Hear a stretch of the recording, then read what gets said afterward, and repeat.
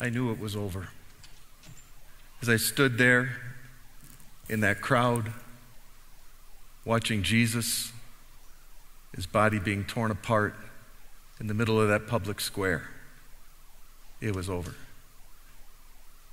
3 years of dreams, after 3 years of walking away from life as I knew it, 3 years of miracles, 3 years of hope for what could be,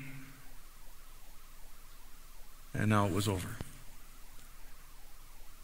As I stood there in that courtyard, trying to conceal who I was because I was afraid of the same fate as were my friends, memories of Jesus flashed through my mind. I remember the first time, not the first time I met Jesus, but the day I decided to follow him. We were down by the Sea of Galilee, the port in Capernaum. And we had fished all night, caught nothing. We're by the shore with our boats, cleaning our nets, mending them. Jesus was there, as he often was, on the seashore, and he would come there and he would stand on the beach, hills behind him, kind of a little amphitheater. That day he asked if he could use my boat. Well, the boat was moored a few yards from shore, so I said sure. So we stood in the boat, a little bit of an amphitheater with the beach and the hills behind it, and he spoke to the crowd. And when it was over, he asked me to go fishing again, which didn't make a lot of sense to us. We'd been fishing all night. We hadn't caught a thing. And we respected Jesus. We knew him. He was a pretty good carpenter, but he didn't know a thing about fishing. But he told us to go fishing, and so since we had a good relationship with him, he was kind of a casual friend at that point. We'd listen to his teaching. I said, okay, Jesus, we'll go fishing. So I took our boat out a couple hundred yards, not too deep for our nets,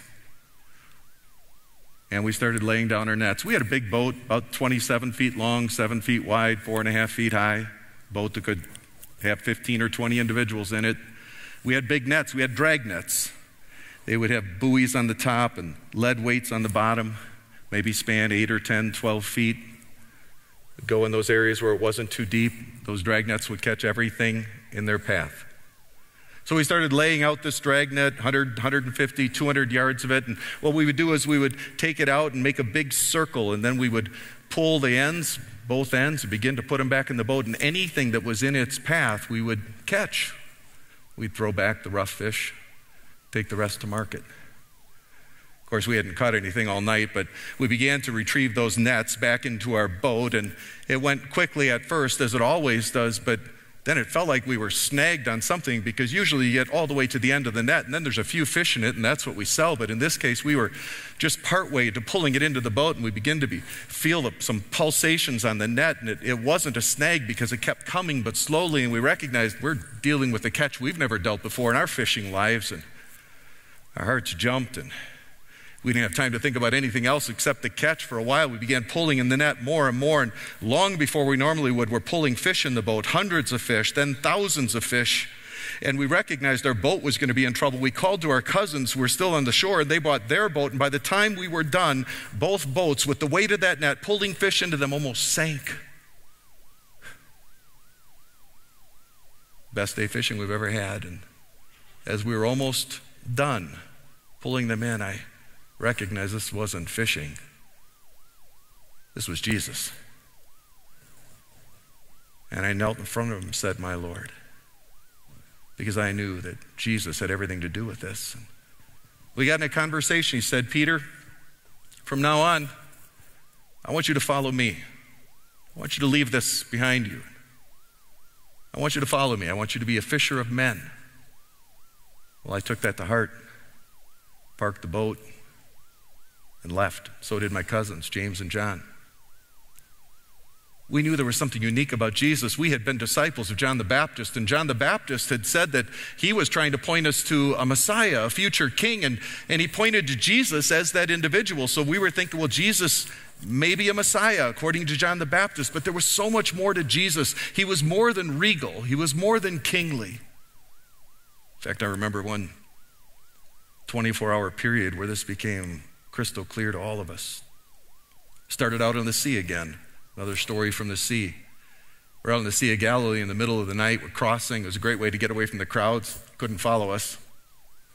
In the middle of the night, as was often the case in that part of the world, the Sea of Galilee is in a deep depression below sea level, and there's cliffs on the edge of it, and the sea is just baking in the day from the hot sun. And in the evening, when the cool winds come over the cliffs, they drop and they hit that warm air, and it's a tumultuous event, creates storms. Sometimes storms with rain, sometimes storms without rain, just windstorms. And that's what happened that night. And calm night turned into 3 or 4 foot waves, then 6 foot waves, then 6 foot waves, and swells 10, 12, 15 feet. And we'd been out in a lot of rough water, but we knew we were in trouble.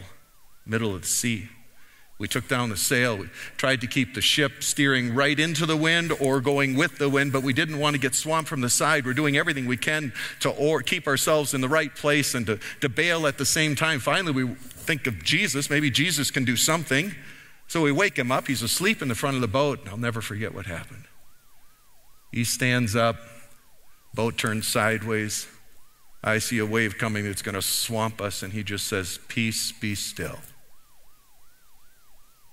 And in moments, no wind immediately, and then the result of the wind, no waves.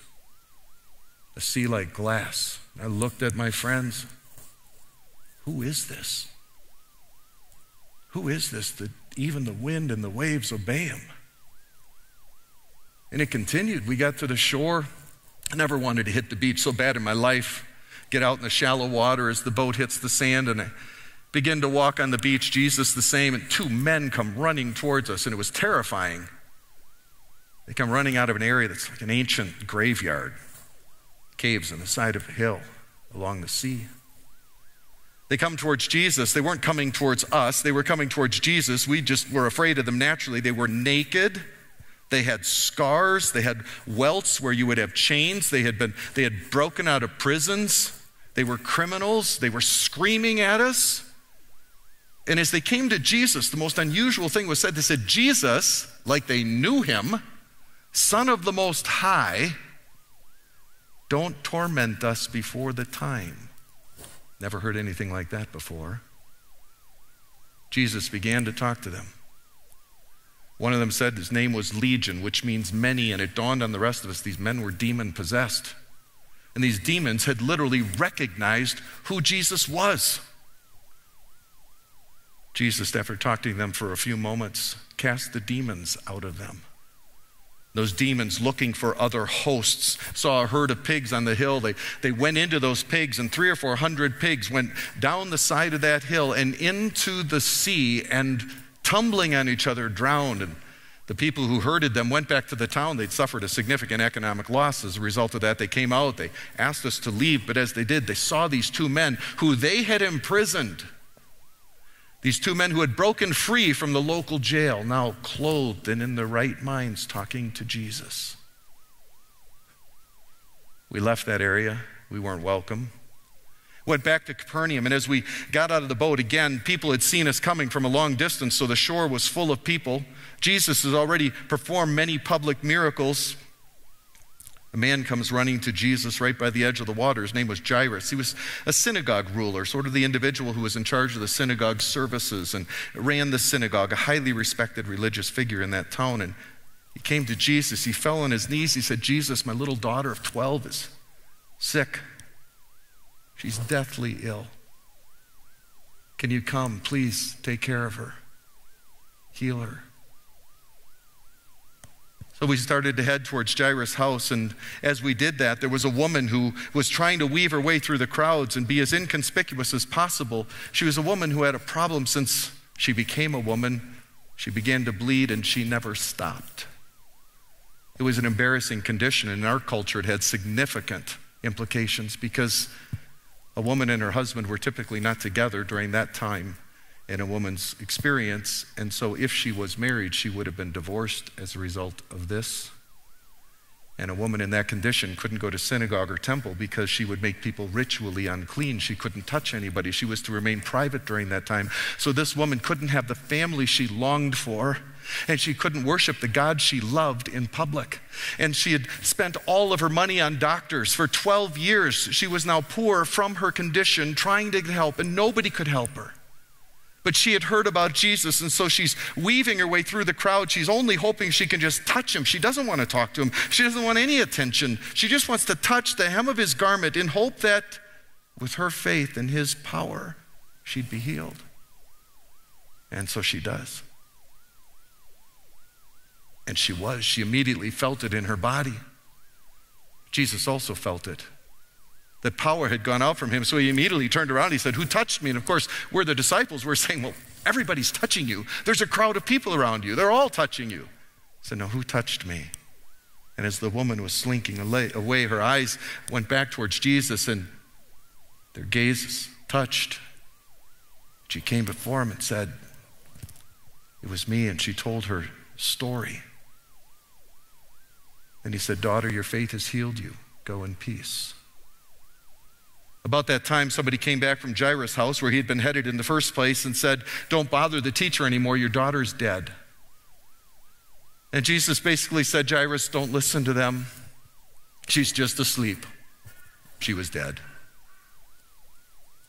We continue to head towards Jairus' house. Jesus is saying, "Have faith." We go into his house and he takes myself, James, and John, and the parents, goes into the room where the daughter is lying dead, body growing cold. And he takes her by the hand and he says, "Little girl, get up." Her eyes light up.